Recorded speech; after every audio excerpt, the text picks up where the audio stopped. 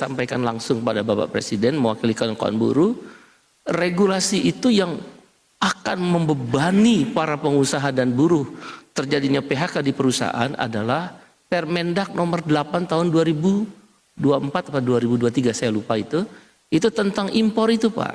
Karena ketika nanti Cina pasarnya agak tersendat di Amerika, dia akan larikan kan impor ke negara-negara lain, khususnya termasuk Indonesia. Permendak nomor 8 tahun 2003 udah disuarakan oleh banyak pihak tapi nggak dicabut-cabut. Ada apa? Pada waktu Bapak bahkan langsung menelepon Pak Zulkifli Hasan. Sampai hari ini pun nggak dicabut Pak. Mohon kiranya mungkin menjadi bahan pertimbangan dicabut segera supaya bisa menurunkan tekanan terhadap persoalan tarif ini. Kami sekali lagi optimis dengan kehadiran Bapak pada hari ini, makin optimis. Memang kita harus bekerja bersama-sama untuk bangsa ini. Dan yang terakhir, renegosiasi Pak. Beberapa waktu yang lalu kami bersama Bung Andi Gani kemudian mengundang Pak Kapolri ke Brebes Pak. Ada perusahaan namanya Tahsung Pak. Dia ada dari Taiwan, Nike, Adidas, Puma. Salah satunya pasar ke Amerika. Dia akan mengembangkan sampai 25.000 karyawannya. Nah, bahkan 50.000 untuk tahun-tahun ke depan. Ini dari Vietnam dipindahkan ke Indonesia. Nah, tentu dengan persoalan tarif Trump ini, dia pasti akan menunda pengembangan itu. Karena dia akan mencari perusahaan Tahsung yang beroperasi di negara lain yang dampak tarif Trump ini tidak akan terasa di negara yang akan mereka pindahkan.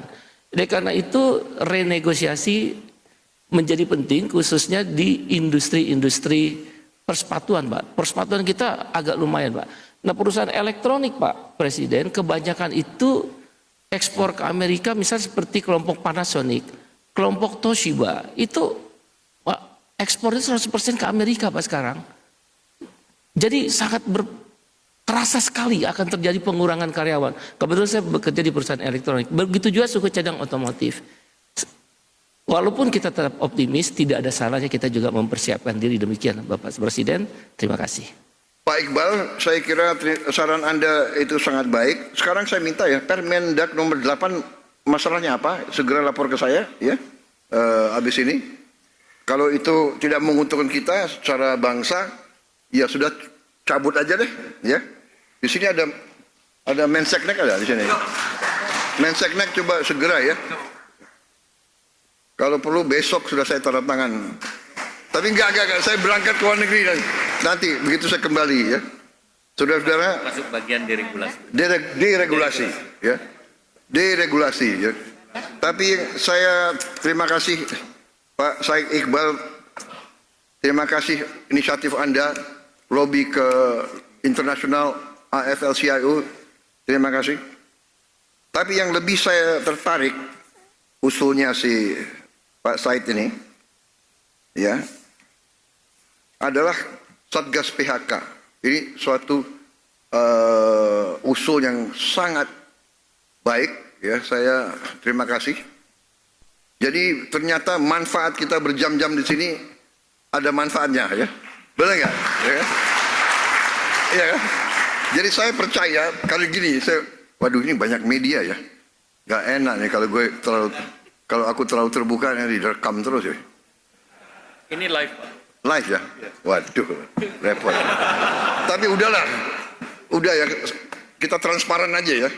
Enggak, saya mau mengakui bahwa saya memang waktu jadi siswa, ya saya ini ya enggak terlalu hebat lah sebagai siswa ya. Dan sekarang pun saya merasa saya ini tidak terlalu pintar. Tapi kiatnya seorang pemimpin, kuncinya adalah kumpulkan banyak orang pintar. Nah, iya kan? Jadi kalau Anda perhatikan pembantu-pembantu saya banyak yang botak ini sebabnya. Pintar. Pakai orang pintar, pakai profesor, dengarkan dari manapun. Nah, ini saya terima kasih. Jadi berjam-jam kita di sini, bagi saya sangat beruntung. Saya sangat terima kasih. Salah satu idenya Pak Said Iqbal, aku akuilah benar-benar ini sesuatu yang bagi saya sangat penting. Saya kira bentuk Satgas PHK segera, libatkan pemerintah, libatkan serikat buruh, libatkan dunia akademi, ya, libatkan rektor-rektor,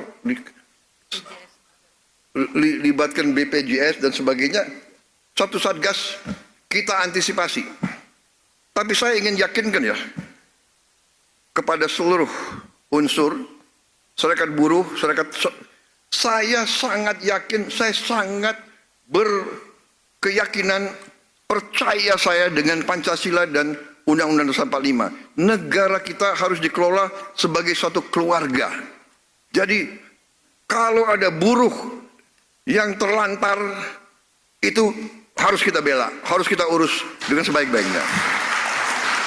Dan pemerintah kita sudah memikirkan, pemerintah sebelum saya juga sudah memikirkan. Kita punya BPJS tenaga kerja yang sekarang bisa memberi bantuan yang tadinya hanya 3 bulan, 6 bulan. sekarang 6 bulan. Iya kan? Di RUT ada di sini BPJS. Iya kan? Jadi kalau memang terlantar, kita akan lindungi, kita akan bantu. Dan saudara-saudara, tidak boleh terlalu risau. Khawatir perlu. Ya kalau orang tidak khawatir, mungkin orangnya itu nggak normal, ya kan? Benar nggak? Jadi kita waspada perlu. Tapi saya ingatkan kita punya kekuatan, saudara-saudara. Menteri Perikanan ya, dan Kelautan sedang merancang. Kita akan menggunakan potensi kita di bidang kelautan dan juga budidaya ikan, budidaya udang, budidaya lobster dan sebagainya. Itu potensi protein. Kemudian seaweed juga sangat potensial. Dunia butuh protein. Kita punya potensi yang sangat besar. Kita punya pantai salah satu terpanjang di dunia. Kita punya pulau-pulau banyak dan pulau-pulau besar. Kita rencananya segera akan kita mulai tahun ini di pantai utara Jawa 20.000 hektar tambak ikan. 1 hektar akan menyerap 2 sampai 3 pekerja. 20.000 artinya minimal 40.000 orang bekerja. Itu hanya 20.000 hektar. Rencana kita sampai dengan 40.000 hektar. Kita akan mulai dalam waktu dekat segera. 40.000 hektar. Itu di pantai utara Jawa. Di luar Jawa segera akan dibuka di Waingapu. Di NTT Waingapu 2.000 hektar. Ya, sudah siap semua. Finance semua siap dan sebagainya.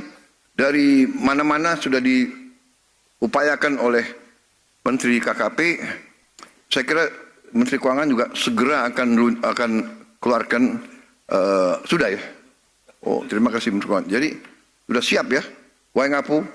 Jadi saudara-saudara, kita akan buka lapangan kerja baru.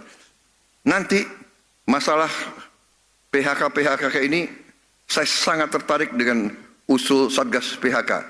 Satgas PHK cari posko yang bagus, kita petakan semua, di mana ada peluang lapangan kerja, di mana ada PHK, kita bisa segera link and match dan pemerintah akan bantu, saudara-saudara. Menteri Pertanian juga merencanakan kita akan melakukan investasi besar-besaran di bidang pertanian yang kita hitung nanti bisa menyerap 8 juta lapangan kerja. Ya, jadi itu yang saya sampaikan. Nah, tapi kalau saudara ya tolong sampaikan ya Pak Said Iqbal sama Mas Riz tadi ya.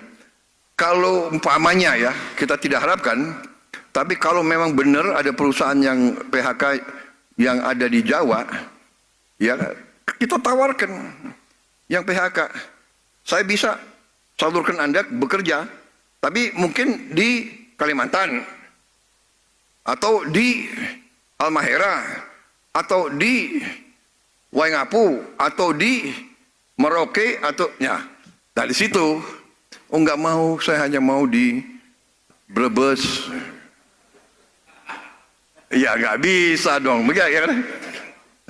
Karena saya lahir di Tegal, kalau bisa saya kerjanya di Tegal saja. Kalau bisa di kecamatan ini, ini, iya kan? Sekarang percaya, saya lihat daerah-daerah sekarang sudah banyak maju, benar nggak? Merauke bagus jalan-jalannya, sekarang sudah ada wifi di mana-mana. Ya. Jadi kita kalau asal demikian ya, kita akan buka lapangan kerja yang cukup besar. Tinggal, tapi benar, kita perlu Satgas terintegrasi semua pihak sehingga informasi cepat gitu loh. Begitu ada PHK di satu tempat, apa langkahnya? Saya terima kasih. Begitu cerita masalah, kita atasi, kita pelajari.